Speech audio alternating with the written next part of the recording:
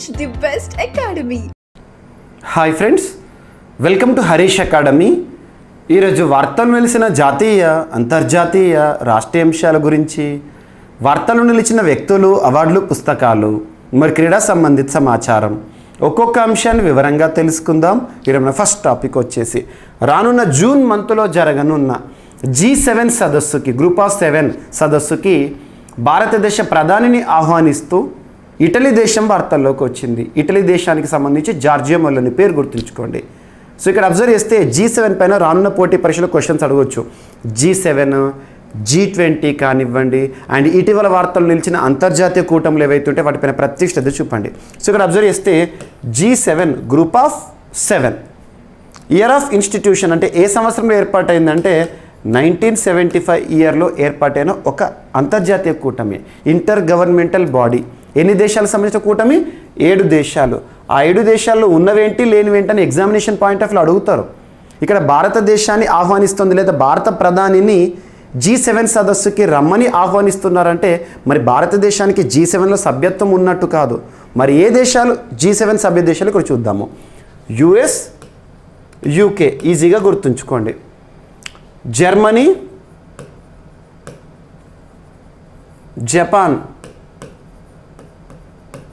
Italy, France, Canada. So 7 దేశాలు. US, UK ఈజీగా గుర్తుంటుంది. Germany, Japan okay. Italy, France, Canada. ఇక్కడ ఇటలీ ఈరోజు వార్తల్లోకి వచ్చింది. ఈ G7 కంట్రీస్ ఏవైతే ఉంటే G7కి తోడుగా ఒక దేశాన్ని కనుక జోడిస్తే, ఏంటా దేశం అంటే రష్యాని జోడిస్తే G8 కూటమి వస్తుంది. G8 కూటమి మీకు ఎగ్జామినేషన్లో క్వశ్చన్స్ ఎలా అడగవచ్చు అంటే ఈ క్రింది వాటిలో ఏ దేశాలు G7లోను, G8లోను, G20లోను కామన్గా ఉంటాయి, ఈ 3 కూటముల్లో కూడా ఉండే దేశాలను గుర్తించండి అంటారు ఎగ్జామినేషన్ పాయింట్ ఆఫ్ వ్యూలో. సో ఈ దేశాల పేర్లు గుర్తుంచుకోండి. ఇవే దేశాలు G8లో కూడా మెంబర్స్, G20లో కూడా మెంబర్స్. ఓకేనా? మీకు అది చాలాసార్లు నేను మన ప్రవీణ్ సార్ క్లాసెస్ యూట్యూబ్ ఛానల్లో లైవ్ క్లాసెస్లో కూడా చాలాసార్లు చెప్పాను.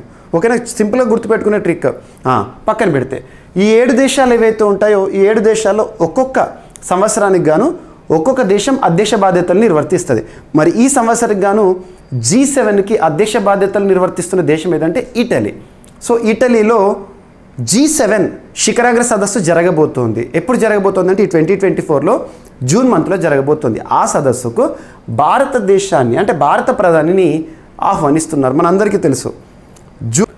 అండ్ నెక్స్ట్ వచ్చేసి 2023-24 ఆర్థిక సంవత్సరానికి సంబంధించి అంటే ముగిసిన ఆర్థిక సంవత్సరం FY 24 2023 ఏప్రిల్ 1 నుండి 2024 మార్చ్ 31 వరకు గడిచిన ఆర్థిక సంవత్సరంలో భారతదేశంలో దాదాపు 1.03 లక్షల పేటెంట్లను మంజూరు చేయడం జరిగింది. పేటెంట్స్ అంటే మనకు ఇంటలెక్చువల్ ప్రాపర్టీ రైట్స్లో బాగా చూస్తాం కదా, అలా పేటెంట్ల మంజూరు అని చెప్పేసి ఒక అఫిషియల్ ఇన్ఫర్మేషన్. సో 2023-2024 ఆర్థిక సంవత్సరంలో భారత్ 1.03 లక్షల పేటెంట్లను మంజూరు చేసినట్లు controller general of patents, designs and trade marks Unnat Pandit గారు ఇటీవల చెప్పడం జరిగింది. గుర్తుంచుకోండి. దరఖాస్తుల క్లియరెన్స్కు ప్రాధాన్యత ఇస్తున్నందున మేధో సంపత్తి ఇంటలెక్చువల్ ప్రాపర్టీ కార్యాలయంలో జాప్యం ఉండట్లేదని పేర్కొన్నారు. ఏం లేదు, ఎన్ని పేటెంట్లు మంజూరు చేశారు ఎవరు చెప్పడం జరిగింది. ఓకేనా?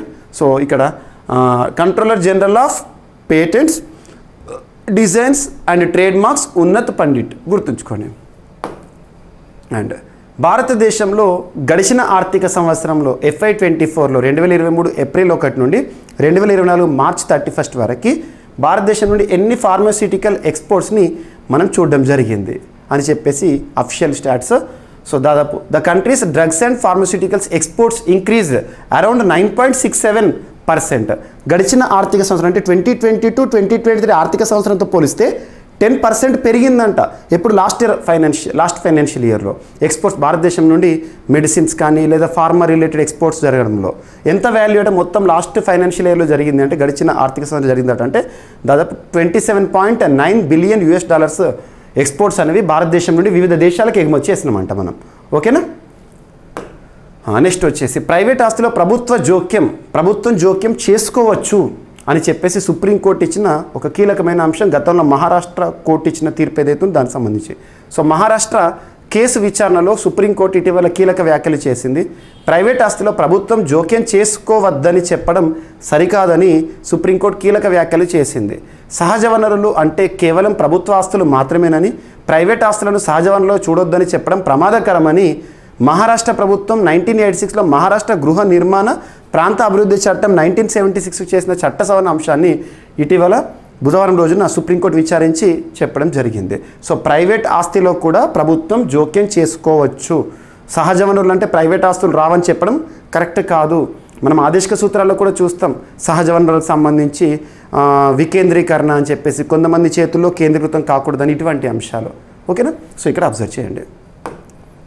అండ్ నెక్స్ట్ వచ్చేసి అమెరికా నివేదికపై భారత్ సీరియస్. ఇటీవల భారతదేశంలో మానవ హక్కుల ఉల్లంఘన జరుగుతోందని అండ్ ముఖ్యంగా మణిపూర్లో చాలా వరకు మానవ హక్కులను కాలరాశారు భారతదేశంలో అని చెప్పేసి ఇటీవల అమెరికా సంబంధించి కొన్ని నివేదికలు బయటపడ్డాయి. దాని విషయంలో భారత్ తీవ్ర అసంతృప్తితో ఉంది. అదేంటో చూడండి. మానవ హక్కుల ఉల్లంఘన వ్యాఖ్యలకు దీటైన జవాబు. అమెరికా నివేదికపై భారత్ సీరియస్. భారత్లో మానవ హక్కుల ఉల్లంఘన ఘటనలు జరుగుతున్నాయంటూ అమెరికా విదేశాంగ శాఖ ఇచ్చిన మానవ హక్కుల నివేదికను భారత్ తీవ్రంగా తప్పుబట్టింది. పూర్తి పక్షపాత ధోరణితో వండివార్చిన నివేదిక అది అని భారత్ ఆగ్రహం వ్యక్తం చేసింది. భారత్ను అమెరికా ఏమాత్రం అర్థం చేసుకుందో ఈ నివేదిక మా గురించి తేటచలం చేస్తుంది. అమెరికా దృష్టిలో మేము ఎలా ఉన్నామని అని చెప్పారు. మణిపూర్లో జాతుల మధ్య వైరంతో రాష్ట్రంలో జరిగిన పరిణామాలు మానవ హక్కుల ఉల్లంఘనకు సాక్ష్యాలుగా నిలిచాయంటూ అమెరికా విదేశాంగ శాఖ ఇటీవల చెప్పడం జరిగింది. సో ఇటువంటి అంశాలు గతంలో చరిత్ర కాలంలో కూడా మానవ హక్కుల ఉల్లంఘన జరిగిన భారతదేశంలో అని చెప్పేసి కొన్ని ఘాటు వ్యాఖ్యలు అమెరికా నివేదికలో చేసింది. దాన్ని తీవ్రంగా ఖండించింది భారతదేశం.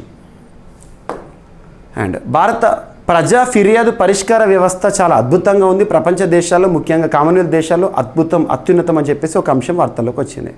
భారత్లోని కేంద్రీకృత ప్రజా ఫిర్యాదుల పరిష్కార సంస్థ గ్రీవెన్స్ రిడ్రెసల్ అని చెప్పొచ్చు. కామన్వెల్త్ దేశాల్లోనే అత్యుత్తమంగా నిలిచింది. 56 దేశాలకు చెందిన ప్రభుత్వ ఉన్నతాధికారుల సమావేశంలో ఈ మేరకు నిర్ణయం తీసుకున్నారు. Commonwealth heads of public service భేటీ ఇటీవల లండన్లో జరిగింది. ఇందులో భారత పరిపాలన శాఖ తమ పనితీరుపై ఒక సవివరణ చేసిందంట. ఇందులో కేంద్రీకృత ప్రజా ఫిర్యాదుల పరిష్కార పర్యవేక్షణ సంస్థ పాలనా సంస్కరణల శాఖ చెప్పడం జరిగింది. గుర్తుంచుకోండి.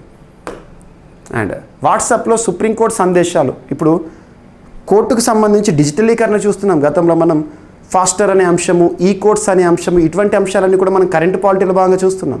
సో ఇక్కడ అబ్జర్వ్ చేస్తే వాట్సాప్లో కూడా కోర్టు సందేశాలు. అదేంటో చూడండి. సిజేఐ ప్రస్తుతం సుప్రీంకోర్టులోనే 50వ ప్రధాన న్యాయమూర్తిగా జస్టిస్ డివై చంద్రచూడ్ గారు విధులు నిర్వర్తిస్తున్నారు. డిజిటలైజేషన్లో సుప్రీంకోర్టు మరొక అడుగు ముందుకేసిందంట. ఈ కోర్టులతో ప్రజలకు మరింత చేరువ అయిన సుప్రీంకోర్టు ఇప్పుడు అడ్వకేట్ ఆన్ రికార్డ్ కక్షిదారులకు సమాచారం అందించడంలో మరొక అడుగేసింది.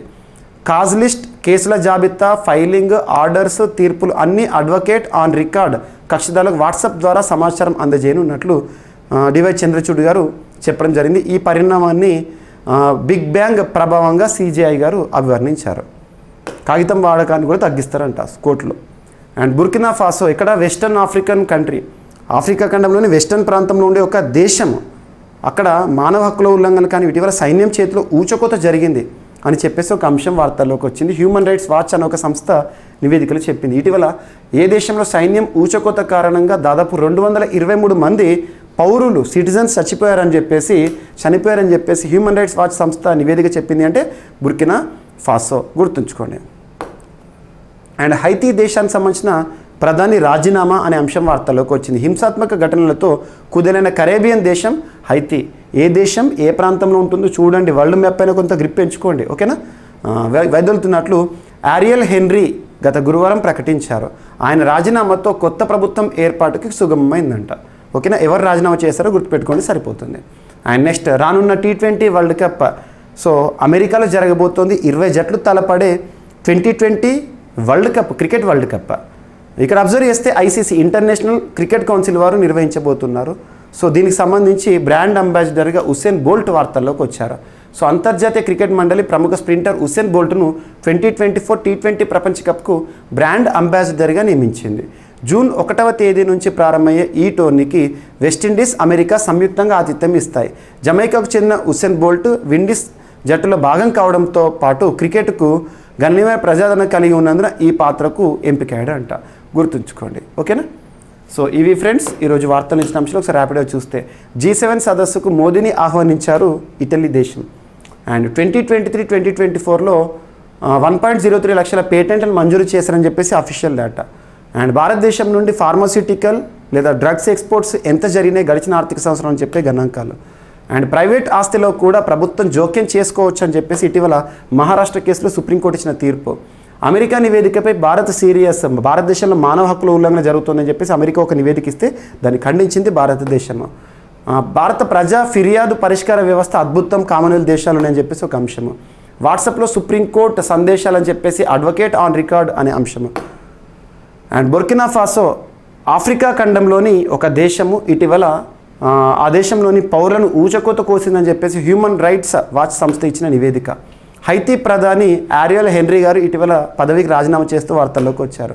అండ్ రానున్న జూన్ మాసంలో అమెరికా వెస్టిండీస్ ఆతిథ్యంలో ప్రారంభం కానున్న ICC T20 వరల్డ్ కప్కి అంబాసిడర్గా ఉసేన్ బోల్ట్ నియమితులవ్వడం జరిగింది ICC చే. సో ఇవి ఫ్రెండ్స్ ఈరోజు వార్తలు నిలిచిన అంశాలు. మిస్లేనియస్ అంశాలను మిగిలిపోతే రేపటి క్లాస్లో జోడించి మరొకసారి నేర్చుకుందాం. రేపు కలుద్దాం. Thank you.